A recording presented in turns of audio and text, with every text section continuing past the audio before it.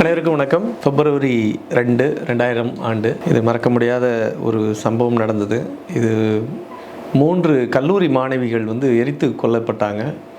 இது உயிரோடு எரித்து கொல்லப்பட்ட இந்த சம்பவத்தில் 25 பேர் மேலே எஃப்ஐஆர் போட்டு அதில் ஒரு 3 பேர் மேலே 3 அண்ணா திராவிட முன்னேற்ற கழகத்தினருக்கு தூக்கு தண்டனை வழங்கப்பட்டது. அப்புறம் அது கம்யூட் பண்ணி ரஞ்சன் கோகோய் அவர்கள் சுப்ரீம் கோர்ட்டில் அது கம்யூட் பண்ணி அதை லைஃப் சென்டென்ஸை மாற்றினாங்க. திரும்பி மீண்டும் ஜெயலலிதா அவர்கள் டிசம்பர் 5 இறந்து போகிறாங்க 2016. அதுக்கப்புறம் எடப்பாடி பழனிசாமி அவர்கள் ஆட்சிக்கு வராங்க 2018. நவம்பர் 19 1600 பேர் விடுதலை ஆகிறாங்க. அந்த 1600 பேர் விடுதலை ஆகிறதுல இந்த 3 பேரும் விடுதலை ஆகிறாங்க. இந்த சம்பவம் இந்த ப்ளசன்ட் ஸ்டே ஹோட்டல் வழக்கு தொடர்பாக அதில் ஜெயலலிதா அவர்களே அவங்க மேலே தண்டனை வழங்கப்பட்டதுக்கு கண்டித்து தான் இந்த ப்ரொட்டஸ்டே நடக்குது. இது ஸ்டேட் வைட் நடந்த ப்ரொட்டஸ்ட்டு.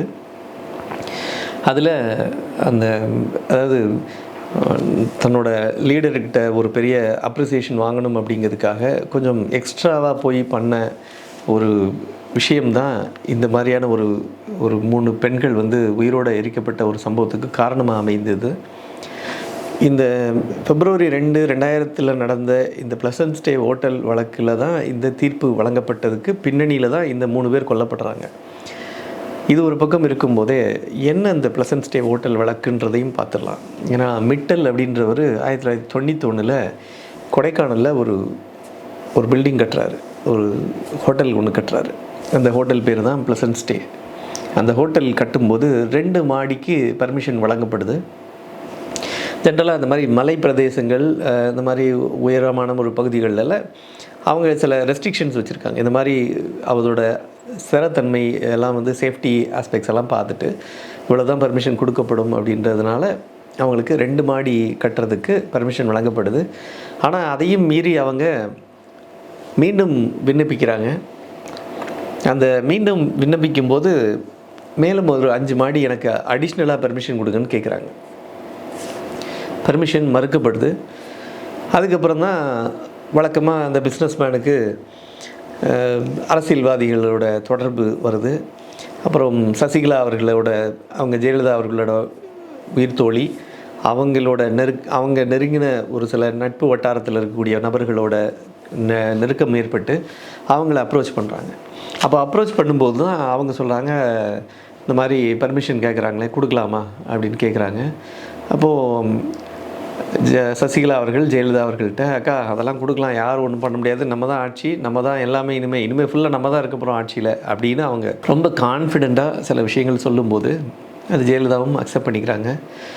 அவங்க தொடர்ந்து ரொம்ப காலமாக ஜெயலலிதாவோடு தான் ட்ராவல் பண்ணிக்கிட்டு இருக்காங்க. இருந்தாலும் 1991 பெரும்பான்மை பெற்று ஆட்சிக்கு வந்த பிறகு அவங்களோட ஆட்டம் வேறு மாதிரி இருந்தது.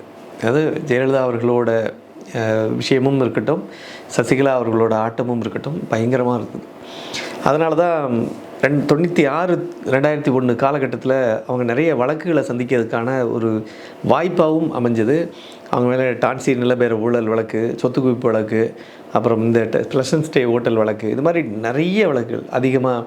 அதில் பார்த்திங்கன்னா நிறைய சாரி வாங்கினாங்க, நிறைய புடவை இது பண்ணாங்க, செருப்பு வாங்கினாங்க, நிறைய நகைகள் வெளியிலேருந்து வாங்கினாங்க போனாங்கன்னு நிறைய விஷயங்கள். அப்புறம் கிஃப்ட்டு வாங்கினாங்க நிறைய பேர்கிட்ட இருந்து அப்படின்ற நிறைய வழக்குகளில் அவங்க ஈர்க்கப்பட்டாங்கன்றதில் அவங்களே போய் மாட்டிக்கிட்டாங்க. ஸோ அந்த மாதிரி இவங்கள்ட்ட ரொம்ப கான்ஃபிடென்ட் கொடுக்கும்போது அப்போது திரு செல்வ கணபதி அவர்கள் டிஎம் செல்வ கணபதி அவர் ரொம்ப ஃபேமஸாக சொல்லப்படக்கூடிய விஷயம்னு பார்த்திங்கன்னா சுடுகாட்டு ஊழலில் அவர் தொடர்பு.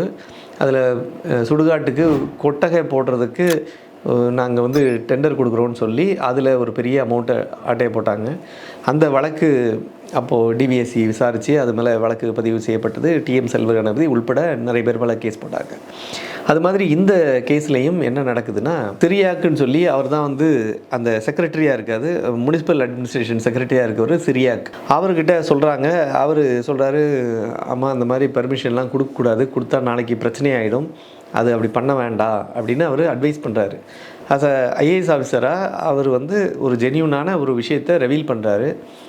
நீ கையெழுத்து போடலைன்னா நீ வேணாம் எங்களுக்கு அப்படின்னு அவரை தூக்கி வேறு ஒரு டிபார்ட்மெண்ட் போட்டுட்டு ஹெச்எம் பாண்டே அவர்களை ஐஏஎஸ் ஆஃபீஸராக அப்பாயின்ட் பண்ணுறாங்க, முனிசிபல் அட்மினிஸ்ட்ரேஷன் ஆஃபீஸராக. அவர் உடனே கண்ணை மூடிட்டு முதல்ல அவர் சார்ஜ் எடுக்கிறாரோ இல்லையோ, சார்ஜ் எடுத்த கையோடு இதில் கையெழுத்து போடுறாரு. கையெழுத்து போட்டு பெர்மிஷன் வழங்கப்படுது. ஸோ இதுக்கு என்ன பண்ணுறாங்க அப்படின்னு பார்த்தீங்கன்னா, மே 13, 1994 அப்பையும் அண்ணா திராவிட முன்னேற்ற கழகம் ஆட்சி இருக்குது.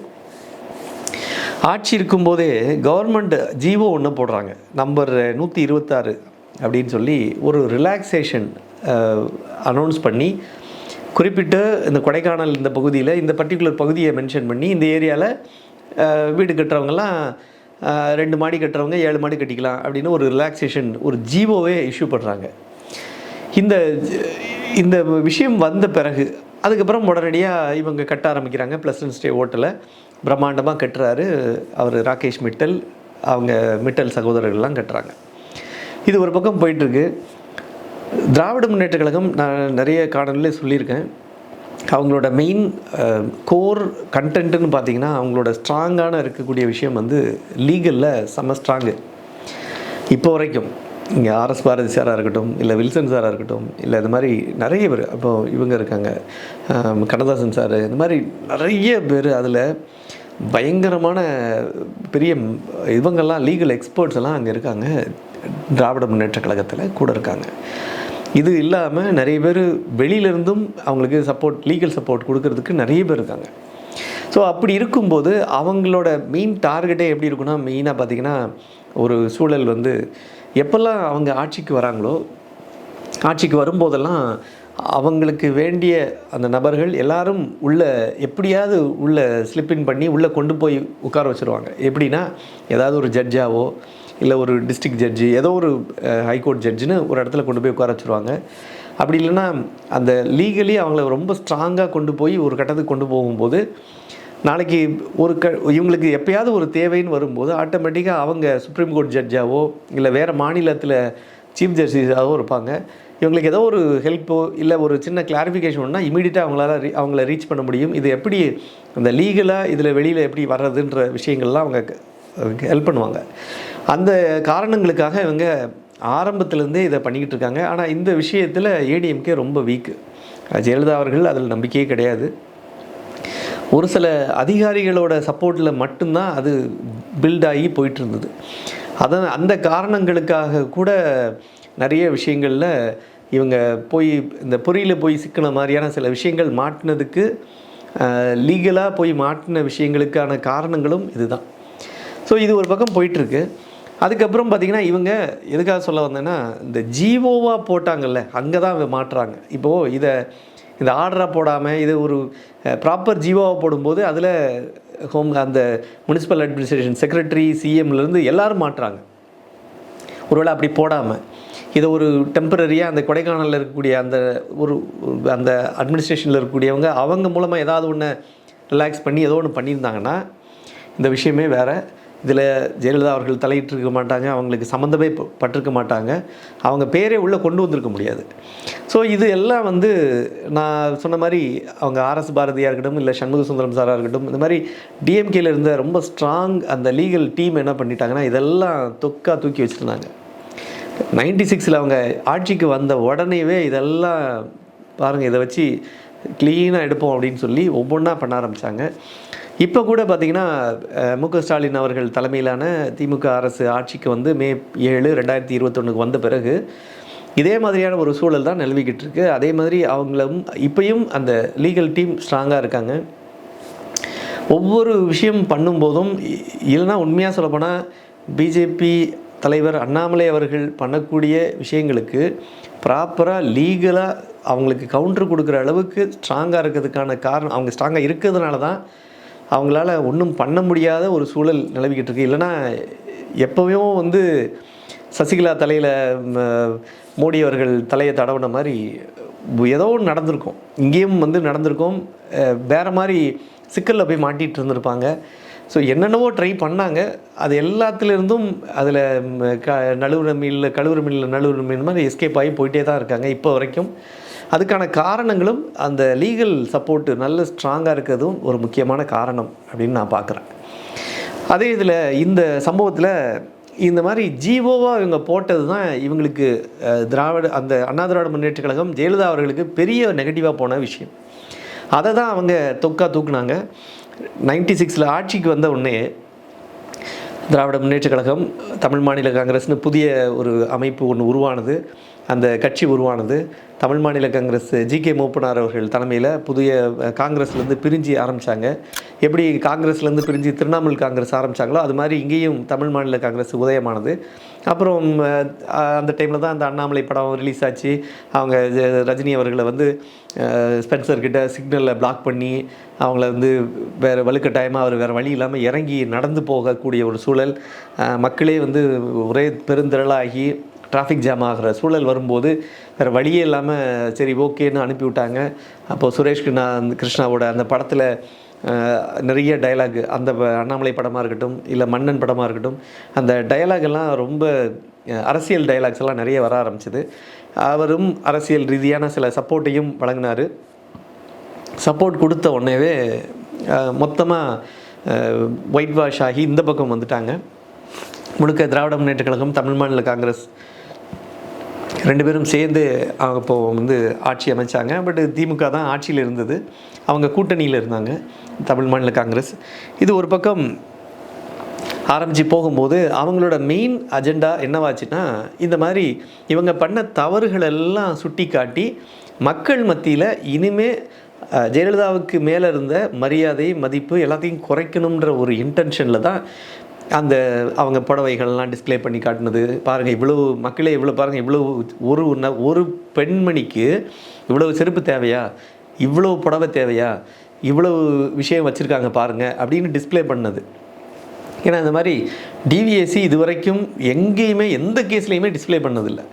ஸோ இந்த வழக்கில் மட்டும்தான் ஸ்பெஷலாக அந்த டிஸ்பிளே பண்ணி அது ஒரு பெருசாக வெளியில் எக்ஸ்போஸ் பண்ணாங்க.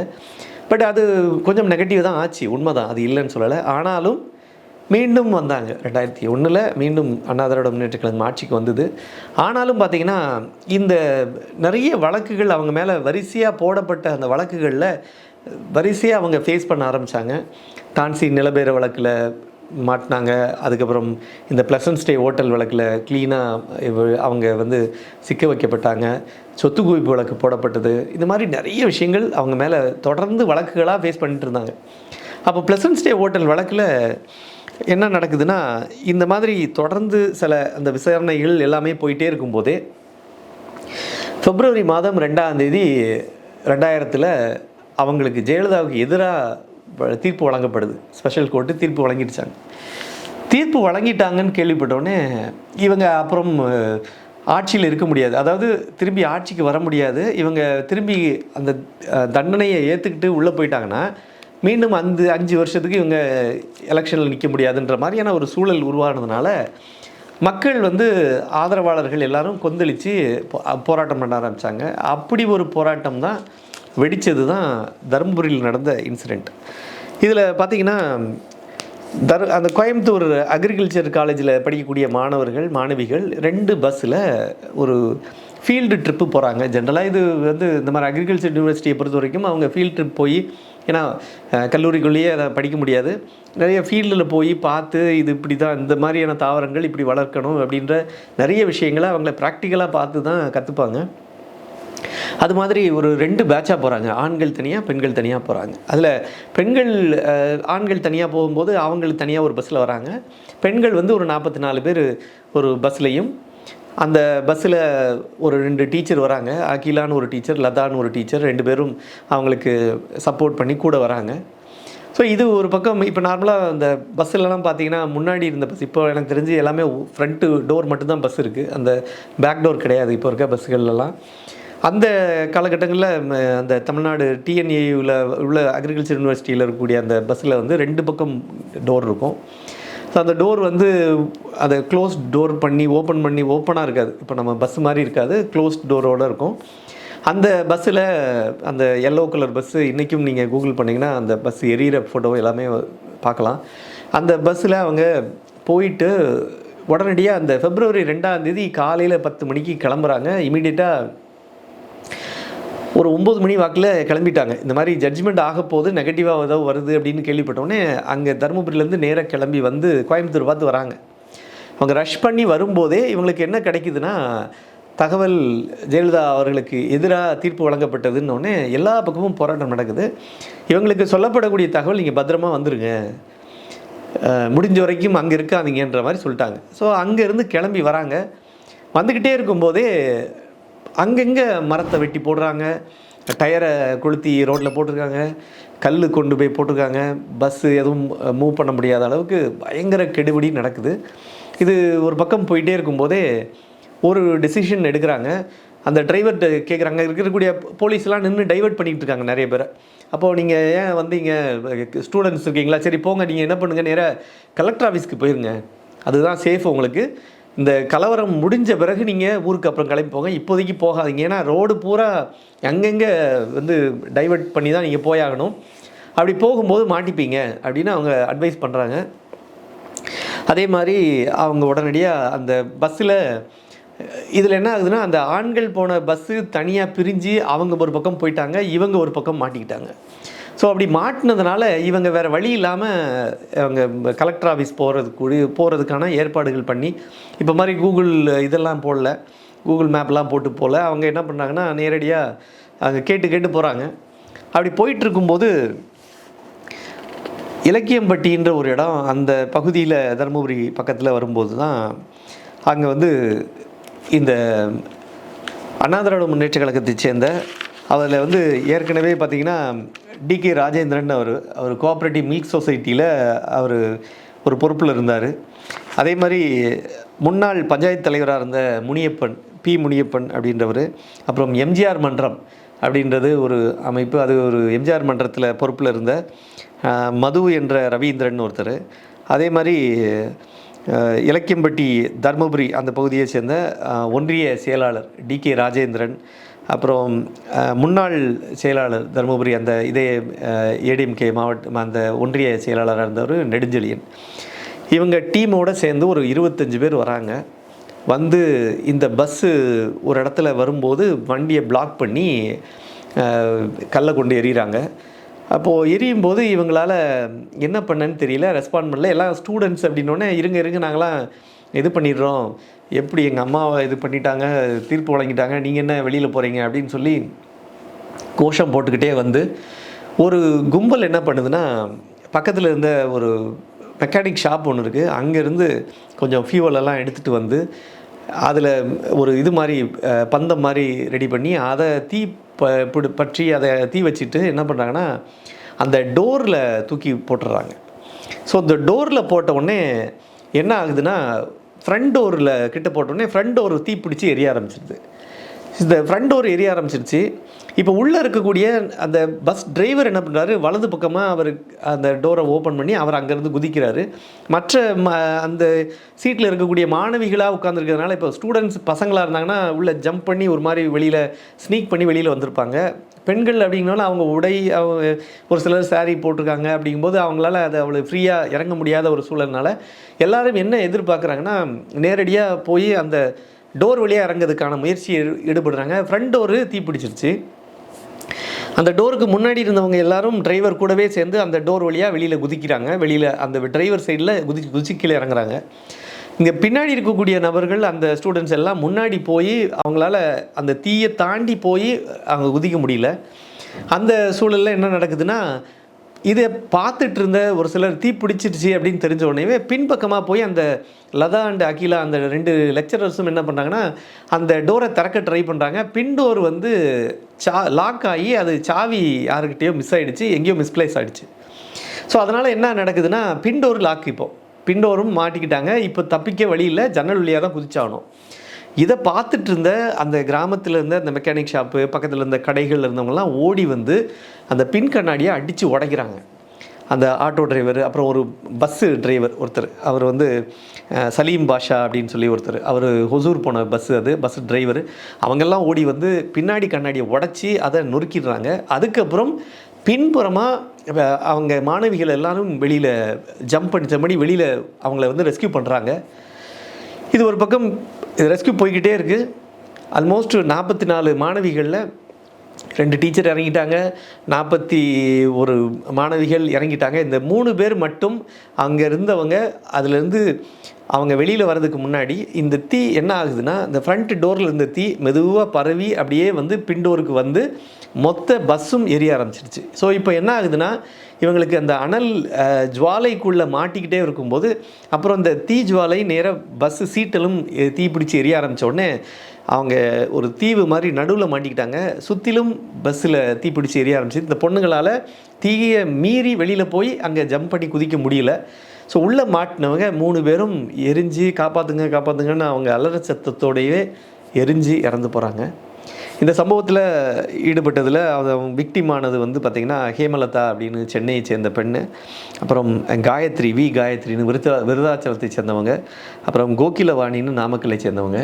இந்த கோகிலவாணியோட தந்தை அவங்க வீராசாமி, என்பி வீராசாமின்றவர் தான் தொடர்ந்து வந்து பார்த்திங்கன்னா அவர் நிறைய இந்த வழக்கு தொடர்பாகவும் தொடர்ந்து அவர் கோர்ட்லேயும் சில பெட்டிஷனும் போட்டார்.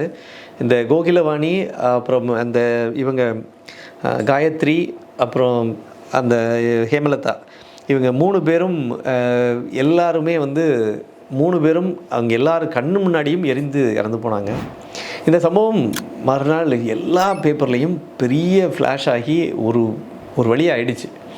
ஏன்னா இந்த மாதிரி ஒரு விஷயம் வந்து யாரும் எதிர்பாராத விஷயம். அதுவும் ஏன்னா வன்முறையை வந்து வேணும்னு கட்டவிழ்த்த மாதிரியான ஒரு எதிர்பாராமல் விபத்தில் நடந்தது வேறு விஷயம். இது மாதிரி சம்பவங்கள் நானே நோட்டீஸ் பண்ணியிருக்கேன். நானே வந்து ஒரு சிலது பார்த்துருக்கேன். விபத்தில் ஒரு பென்சின் லாரி பார்த்திங்கன்னா ஒரு பக்கம் ஸ்ரீபெரும்புதூர் பக்கத்தில் சுங்குவார் சித்திரங்கிட்ட போகும்போது அது திடீர்னு மேலே உள்ள லிட்டு ஓப்பன் ஆகி கொட்டி அதில் பக்கத்தில் போயிட்டு இருந்த டிராக்டரில் போயிட்டு இருந்த கிட்டத்தட்ட ஒரு 15-20 பேர் கல்யாண கோஷ்டி எல்லாரும் தீயில் கருகி இறந்து போனாங்க. இது மாதிரி விபத்துங்கிறது ஒரு விஷயமா இருக்கலாம், பார்க்கலாம். அது நம்ம ஒன்றும் தடுக்க முடியாது, தவிர்க்க முடியாது. இது வேணும்னு கொழுப்படுத்து போய் கொளுத்தி விட்ட மாதிரியான விஷயங்கள். அதுவும் 3 மாணவிகள், அவங்க 3 பேருக்கும் பெரிய ட்ரீம்ஸு, அவங்க ஃபேமிலியில் எவ்வளோ பேருக்கு வந்து பெரிய பெரிய கற்பனைகள் இருந்திருக்கும். அதில் பார்த்திங்கன்னா குறிப்பாக அந்த இவங்க காயத்ரி அவங்களோட அப்பா, அவர் விருத்தாச்சலத்தை சேர்ந்த அந்த காயத்ரி, அந்த அப்பா வந்து பார்த்திங்கன்னா திருச்சியில் கமர்ஷியல் டேக்ஸ் ஆஃபீஸ் வந்து பழைய காஜாமலை பக்கத்தில் இருக்குது, அதில் தான் அவர் ஒர்க் பண்ணிகிட்டு இருந்தார். அவரை நான் ஒரு முறை அங்கே திருச்சியில் நான் 98 ஒர்க் பண்ணிகிட்டு இருக்கும்போது, அதுக்கப்புறம் இந்த சம்பவத்துக்கு பிறகு அப்புறம் 2001-2002 பீரியடில் பார்த்து பேசும்போது அவர் ரொம்ப வருத்தத்தை தெரிவிச்சிட்டு இருந்தார். இந்த வழக்கோட தன்மைகள் ஒரு மாதிரி போயிட்டுருக்கு அப்படின்ற விஷயங்கள்லாம் இப்போ சொல்லிகிட்டு இருந்தார். ஸோ இந்த விஷயத்தில் உடனடியாக போலீஸ் இமீடியட்டாக ஸ்டெப் இன் பண்ணி, ஏன்னா அந்த டைமில் திராவிட முன்னேற்ற கழகம் ஆட்சி, அவங்க உடனடியாக இதை சிவியராக ஆக்ஷன் எடுத்தாங்க. தொடர்ந்து வந்து கல்லூரிகள் மாணவர்கள்லாம் ப்ரொட்டஸ்ட் பண்ணாங்க, போராட்டம் நடந்தது. இந்த கல்லூரி மாணவிகள் தீ வைப்பு சம்பவத்து தொடர்பாக உடனடியாக எல்லாரும் கைது பண்ணணும்னு போராட்டங்கள் நடந்தது. அதில் 25 பேர் கைதானாங்க, இன்க்ளூடிங் அந்த முனியப்பன், நெடுஞ்செழியன், அந்த ரவீந்திரன் உள்பட மற்ற எல்லாரும், ராஜேந்திரன் உள்பட அந்த 25 பேரும் கைதானாங்க. கைதான பிறகு எல்லார் மேலும் உள்ள வழக்கு உடனடியாக அங்கே கிருஷ்ணகிரி கோர்ட்டில் கேஸில் நடந்துக்கிட்டு இருந்தது. ட்ரையல் நடக்குது, ட்ரையல் போயிட்டே இருக்குது. இதில் பெரிய வேடிக்கை என்னன்னு பார்த்தீங்கன்னா, அதுக்கு ஸ்பெஷல் கோர்ட்டு அப்படின்னு சொல்லி அதுக்கு தனியாக ஒரு பிபி அப்பாயின்ட் பண்ணணும் அப்படின்னு சொல்லியிருந்தாங்க. இந்த பிபி அப்பாயின்மெண்ட் பண்ணுறது டிலே ஆகிட்டே இருந்தது. இது எல்லாமே அதுக்கப்புறம் அண்ணா திராவிட முன்னேற்ற கழகம் ஆட்சிக்கு வந்துட்டாங்க 2001. அந்த 2001 ஆட்சிக்கு வந்த பிறகும் ஒரு சின்ன இதெல்லாம் வந்தது. என்ன அப்படின்னு பார்த்திங்கன்னா, ஃபாத்திமா பிவி அவர்கள் கவர்னராக இருந்தாங்க. அவங்க வந்து அவங்களுக்கு மத்திய அரசோட நேரடி எல்லா கவர்னரும் இருக்கிற மாதிரி தானே எல்லோரும். ஈவன் சென்னாரெட்டியே சொன்னார் ஒரு வாட்டி, 94 பார்த்திங்கன்னா, நான் வந்து கவர்னர் போஸ்ட்டுங்கிறது ஒரு பப்பட் போஸ்ட் அப்படின்னு சொன்னார். மெட்ராஸ் யூனிவர்சிட்டியில் சென்டனரி பில்டிங்கில் நடந்த ஒரு நிகழ்ச்சி நான் அப்போது கவர் பண்ண போயிருந்தேன் 94. அப்போ கவர் பண்ணும்போது அவர் பேசுனது பெரிய வைரலாக போச்சு அந்த சம்பவம். மறுநாள் பத்திரிகைகள்லாம் பெருசாக வந்தது. ஏன்னா கவர்னரே இந்த மாதிரி சொல்கிறாரு, தன்னோட அந்த கவர்னர் போஸ்ட்டுங்கிறது ஒரு பப்பட் போஸ்ட்டுன்னு சொன்னது, ஒரு பொம்மை மாதிரியான ஒரு போஸ்ட்டுன்னு சொல்லி அவர் பேசினது பெரிய பரபரப்பாக போச்சு. அதே மாதிரி இந்த டைம்லேயும் இது மத்திய அரசு சொல்லக்கூடிய சில விஷயங்கள், அதாவது பார்த்திங்கன்னா அப்போது காங்கிரஸ் ஆட்சியில் இருந்தவங்க அவங்க என்ன சொல்லுவாங்கன்னா, கூப்பிட்டு இந்த மாதிரி இவங்களுக்கு பதவி பிரமாணம் பண்ணி வைக்காதீங்க, ஏன்னா இவங்க மேலே வழக்குகள் இருக்குது அப்படின்னு சொல்லிகிட்டு இருக்காங்க. அதையும் மீறி அவங்களுக்கு பதவி பிரமாணம் செய்து வைத்துட்டாங்க. சிஎம்மாக அவங்க சார்ஜ் எடுத்துட்டாங்க. 2001 மே மாதம் சார்ஜ் எடுத்த பிறகு இதில் ஒரு பெரிய திருப்பு முனை என்ன ஏற்படுதுன்னா, அவங்க மேலே அவங்கள டிஸ்குவாலிஃபை பண்ணி ஒரு பெரிய ஒரு கோர்ட் வந்து ஆர்டர் போடுது. டிஸ்குவாலிஃபை பண்ண உடனே யாரை அந்த இடத்துக்கு சிஎம்மாக அப்பாயின்ட் பண்ணுறது அப்படின்னு வரும்போது, அப்போ தான் ஓ பன்னீர்செல்வம் அவர்கள் வந்து தற்காலிக முதலமைச்சராக கொஞ்ச நாள் இருக்கார். டிசம்பரில் அதே வருஷம் 2001 டிசம்பரில் ஹைகோர்ட்டில் அப்பீலுக்கு போகும்போது இந்த வழக்கு ப்ளசன்ட் ஸ்டே ஹோட்டல் வழக்கு தீர்ப்பு எல்லாத்தையும் அக்விட்டல் பண்ணி ஜெயலலிதாவை அக்விட்டல் பண்ணிடுறாங்க. அக்விட்டல் பண்ணதுக்கப்புறம் அவங்க வழக்கில் அவங்க இல்லை, அதனால் மீண்டும் அவங்க சிஎம் ஆகலாம் அப்படின்னு வந்தவுடனே பிப்ரவரி மாதம் 2002 மீண்டும் அவங்க முதலமைச்சராகிறாங்க. முதலமைச்சராகி திரும்பி அவங்களோட பணி தொடருது. இது ஒரு பக்கம் போயிட்டே இருக்கும்போதே இந்த வழக்குகளோட இது வந்து ரொம்ப தேக்கமடையுது. அதாவது இந்த பஸ்ஸரிப்பு சம்பவம் தொடர்பாக கைதான இந்த வழக்குகள் தேக்கமடையுது. ஸ்பெஷல் பிபி அப்பாயின்மெண்ட் பண்ணல, அதுக்கப்புறம் கேஸ் பண்டில் திடீர்னு காணாமல் போகுது. 18 பேர் அந்த விட்னஸ் சொல்லக்கூடிய இதை நான் சொன்னேன் இல்லையா, அந்த அதாவது அந்த சலீம் பாஷா டிரைவரு, அப்புறம் அங்கே இருந்த அந்த மெக்கானிக் ஷாப்பில் இருந்தவங்க, ரோட்டில் நின்றுட்டு இருந்தவங்க, அந்த கடைக்காரங்க, இப்படி நிறைய பேர் எல்லாரையும் விட்னஸாக சேர்த்துருந்தாங்க. அவங்கெல்லாம் வந்து இந்த சம்பவத்தை நேரில் பார்த்த சாட்சியங்களாக சொல்லியிருக்கும்போது அதில் கிட்டத்தட்ட 18 பேர் ஹாஸ்டல் ஆகிறாங்க. யாருமே விட்னஸ் பண்ண வரலை. இது மாதிரி பண்டில் திடீர்னு காணாமல் போயிடுச்சுன்னு வேறு சொல்லிட்டாங்க. இந்த கேஸ் பண்டிலே இது மாதிரிலாம் நடந்த பிறகு என்ன பண்ணுறாங்கன்னா, இவர் அந்த ஒரு மாணவி, இறந்த மாணவியோட அப்பா, கோகிலவாணியோட அப்பா என்பி வீராசாமி வந்து கோர்ட்டில் ஒரு பெட்டிஷன் போட்டு, எப்படியாவது இந்த வழக்கு கொஞ்சம் ஸ்பீடப் பண்ணுங்கள், என் மாணவி, எங்கள் பொண்ணுக்கும் கூட 2 பொண்ணுங்களும் இறந்து போயிருக்காங்க, இதுக்கு ஒரு நிவாரணம் கிடைக்கணும், நீதி கிடைக்கணும்னு சொன்னவருக்கு இந்த வழக்கு மீண்டும் கோயம்புத்தூருக்கு மாற்றப்படுது. அப்புறம் கோயம்புத்தூருக்கு மாற்றின பிறகு அதில் அந்த வழக்கு விசாரணையை முழுமையாக திரும்பி விசாரிக்க சொல்கிறாங்க. திரும்பி விசாரணை எல்லாம் போகுது. விசாரணையில் ஒரு சிலர் ஹாஸ்டல் ஆகிறாங்க, ஒரு சிலர் விட்னஸ் பண்ணுறாங்க, எவிடன்ஸ் எல்லாம் கொடுக்குறாங்க. எல்லாமே நடந்துக்கிட்டே போயிட்டு இருக்கும்போது ஆட்சி மாற்றம் ஏற்படுது. 2006 மீண்டும் திராவிட முன்னேற்ற கழகம் ஆட்சிக்கு வராங்க. ஆட்சிக்கு வந்த பிறகு இமீடியட்டாக இந்த வழக்கு ரொம்ப ஸ்பீடப் போகுது. பிப்ரவரி 15, 2007 2006 மே மாதம் ஆட்சிக்கு வந்துட்டாங்க கலைஞர் அவர்கள். மீண்டும் 2007 பிப்ரவரி 15 இந்த வழக்கோட தீர்ப்பு வழங்கப்படுது. 3 பேருக்கு, அந்த நெடுஞ்செழியன், முனியப்பன், ரவீந்திரன், இந்த 3 பேருக்கும் தூக்கு தண்டனையும், மற்றவர்கள் எல்லாருக்கும் 7 வருஷம் 10 வருஷம் கடுங்காவல் சிறை தண்டனை வழங்கப்படுது. இந்த சம்பவத்தை எதிர்த்து அப்பீலுக்கு போகிறாங்க. இந்த அப்பீலுக்கு போகும்போது அதே வருஷம் மெட்ராஸ் ஹைகோர்ட்டில் டிசம்பர் 6 பாபர் மசூதி இடிப்பு தினம். அந்த நாள் 2007 அந்த ஜட்ஜ்மெண்ட் வழங்கப்படுது. சென்னை ஹைகோர்ட் என்ன சொல்கிறாங்கன்னா, அதெல்லாம் கரெக்டாக தான் கொடுத்துருக்காங்க, நீங்கள் ஒன்றும் பண்ண வேண்டாம், நீங்கள் தண்டனை, உங்களுக்கு தூக்கு தண்டனை கரெக்டு தான், ஏன்னா 3 பேரை எரிச்சு கொண்டிருக்கீங்க, தூக்கு தண்டனை போடாமல் வேறு என்ன பண்ணுவாங்க அப்படின்னு சொல்லி அவங்க அதை அப்பீல் பண்ணிடுறாங்க.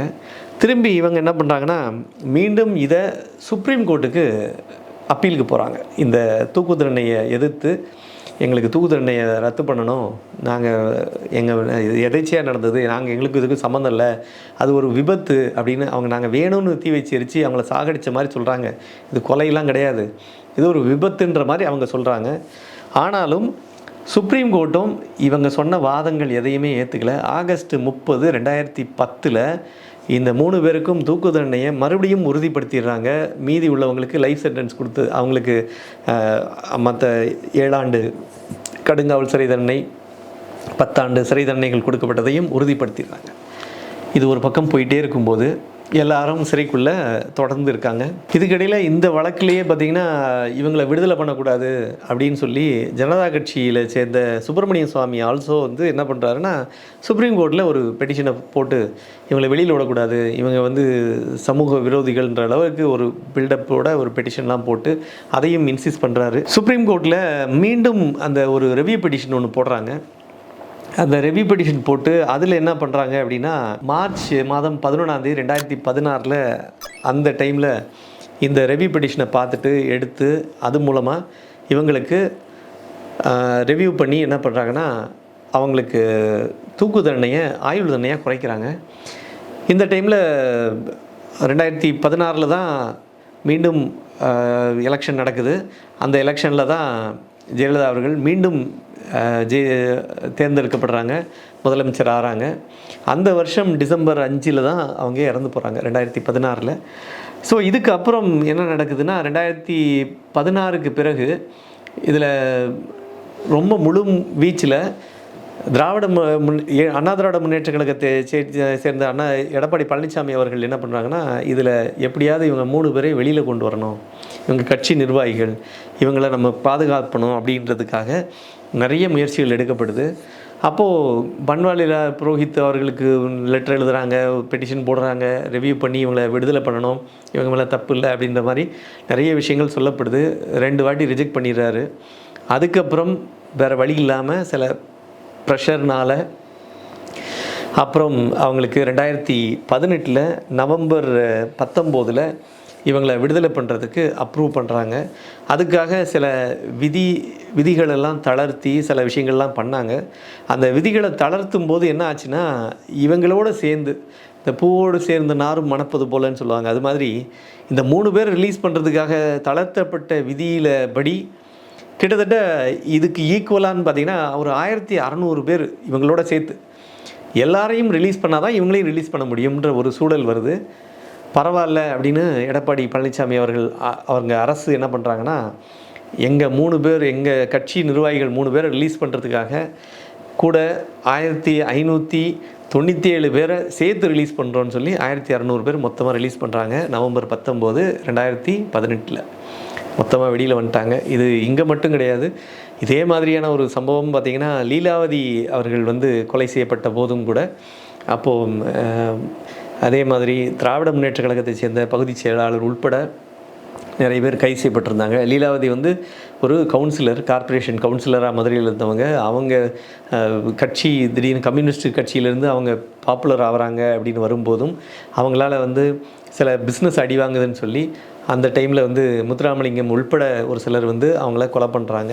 இந்த கொலைக்காக அவங்களாம் கைது செய்யப்பட்ட பிறகு இதே மாதிரி அவங்களும் விடுவிக்கப்பட்டாங்க, வெளியில் வந்தாங்க.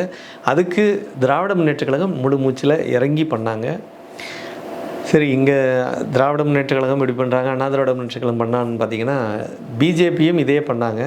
குறிப்பாக பார்த்தீங்கன்னா பில்கிஸ் பானு கேஸில் பெஸ்ட் பேக்கரி வழக்கு, இந்த மாதிரி அந்த சம்பவத்தில் ஈடுபட்ட அந்த பில்கிஸ் பானுவில் பார்த்திங்கன்னா அந்த பொண்ணை ரேப் பண்ணி அவங்க கண்ணு முன்னாடியே அவங்களோட சொந்தக்காரங்க எல்லாரையுமே, ரிலேட்டிவ்ஸ் எல்லாத்தையும் அடித்து சாகடித்தாங்க, எரித்து சாகடித்தாங்க. இந்த வழக்கிலையும் கைதான பிஜேபி கட்சியினரே நிறைய பேர் எல்லாத்தையும் விடுதலை பண்ணி இப்போ ஆர்டர்லாம் வந்தது. ஸோ இது மாதிரி எங்கேயும் எந்த கட்சியுமே எல்லாரும் ஒரே குட்டையில் உருணை மட்டும் தான். ஸோ அதனால் எல்லாரும் அவங்கவுங்க இப்போது இதனால தான் கூட மேபி இருக்கலாம். நிறைய பேர் பார்த்திங்கன்னா ரவுடிகள் பார்த்திங்கன்னா அரசியலுக்குள்ளே கட்சிக்குள்ளுக்குள்ளே போகிறதுக்கான காரணம், எப்படி தான் என்ன தான் தப்பு பண்ணாலும் நம்மளை கட்சியினர் பார்த்துருவாங்க, கட்சி தலைவர்கள் பார்த்துக்குவாங்க, காப்பாற்றிடுவாங்கன்ற நம்பிக்கையில் தான் இன்றைக்கும் இந்த மாதிரி ஒரு விஷயம் இருக்கிறதுனால தான் ரவுடிகளும் அதில் போய் சேர்றாங்க அப்படின்ற ஒரு எண்ணத்தை உருவாக்குது. அந்த காரணத்தினால கூட நிறைய பேர் இப்போ கட்சியில் போய் சேர்கிறதுக்கான வாய்ப்புகள் உருவாகிட்டு இருக்கு அப்படின்றது இது மூலமாக தெரிய வருது. இருந்தாலும் இந்த 3 பேரோட, அந்த 3 கல்லூரி மாணவிகளோட ஆன்மா கண்டிப்பாக இவங்க யாரையுமே மன்னிக்காது.